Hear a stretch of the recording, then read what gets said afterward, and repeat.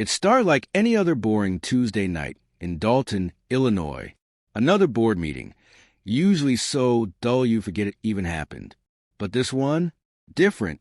The second Tiffany Henyard strolled in, alone, no trustees, no quorum. The vibe flipped.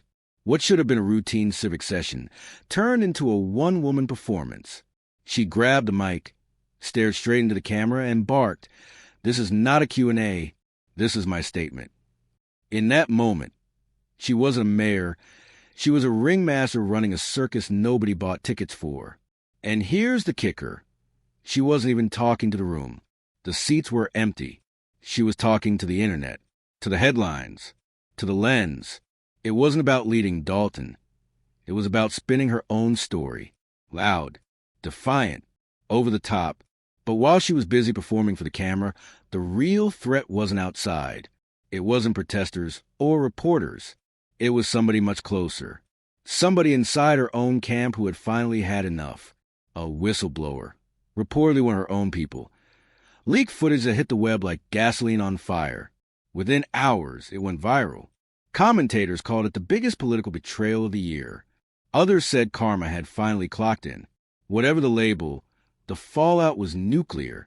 For years, Tiffany wrapped herself in a wall of yes-men and loyalists who defended her no matter what. But now that wall, it's cracking. And those cracks didn't start with this leak. They've been there, spreading for months. Henyard been playing chess, but every move screams desperation. She appointed her own village administrator and attorney without board approval.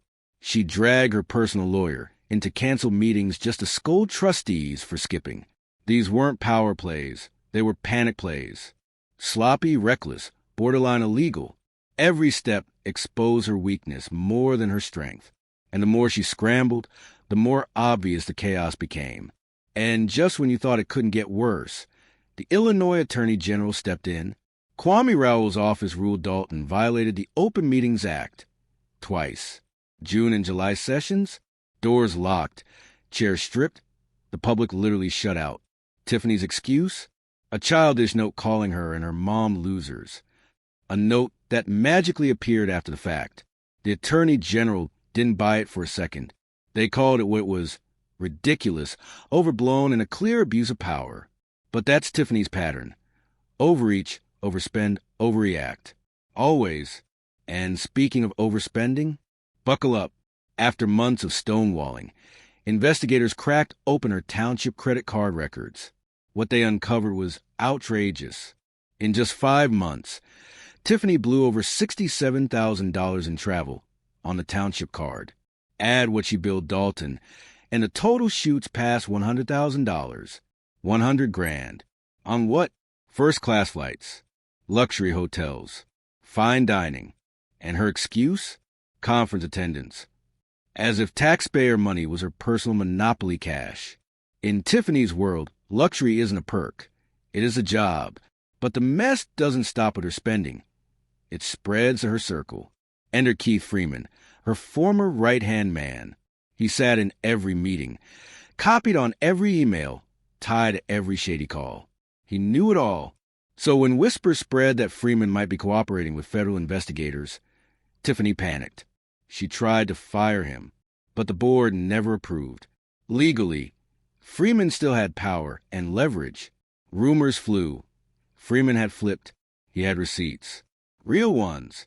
Tiffany scrambled to cut him loose, but like always, it backfired. Freeman fought back. Hard. Now, the lawsuits are raining down. One employee says she was fired for refusing to be a yes woman. Another accuses Tiffany of sabotaging his business out of spite. And then there's Dwayne Thrash, the former head of maintenance, suing for constitutional violations after refusing to help Tiffany swap out a school board attorney for someone more loyal. See the pattern? The second you question her, you're gone, fired, silenced, canceled. That's why Dalton doesn't look like a village hall anymore. It looks like a revolving door of subpoenas, investigations, and courtroom brawls. And now even her own allies? They've had enough. Take Carmen Corral, once a loyal soldier, now blasting Henyard with both barrels. She says the corruption wasn't a slip. It was the blueprint. From day one, Tiffany's been unethical, manipulative, predatory. Vendors, employees, residents, all pawns in a fake show of success. A scam fueled by taxpayer dollars. And that illusion, it's cracking fast. Because Tiffany Henyard today, she's no leader. She's no mayor. She's a walking cautionary tale, unraveling in real time. Her grip on power is slipping, the lawsuits multiplying, the receipts stacking higher every day. And the real danger for her? More insiders keep flipping. This isn't ending. It's only just beginning. One name haunts Henyard more than the rest. Keith Freeman. Not just her assistant, her fixer, her enforcer, her shadow in every backroom deal. He sat in the meetings. He held the files. He knows the whispers. So when word spread Freeman might be talking to the FBI, panic ripped through Henyard's camp. In a scramble, she tried to cut him loose without board approval. But Freeman wasn't gone. On paper, he was still administrator, which meant one thing: access to systems, access to receipts, access to evidence you can't erase with a press release. And here's the kicker. Freeman's no saint. He's under federal investigation himself for fraud and retaliation.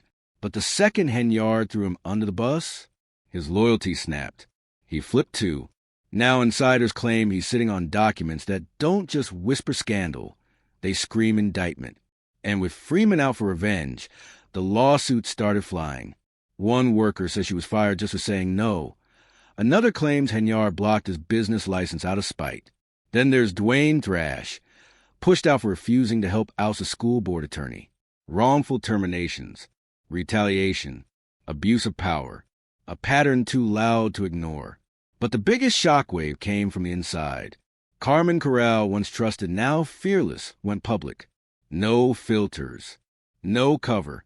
She accused Henyard of weaponizing employees, vendors, and even residents to stage a fake narrative of power. She dropped receipts. She named names. And Henyard's response? Not facts, not evidence, just insults.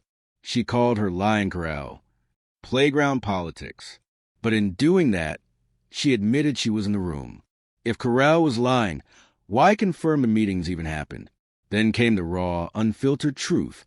At a board meeting, a resident stood up and cut to the noise. The residents already know you're stealing from them. That's when Henyard snapped. She claimed she was sent by God. She called herself rare, chosen, divine. It wasn't leadership. It was delusion, like watching someone throw themselves a standing ovation in an empty theater. Here's the bottom line. This isn't a scandal. This is a collapse. Federal investigators are circling. Lawsuits are stacking. Allies are fleeing. And Tiffany? She's still gripping the mic, still putting on the same tired show, convinced volume can drown out reality. But it can't. The curtain's down. The empire's crumbling.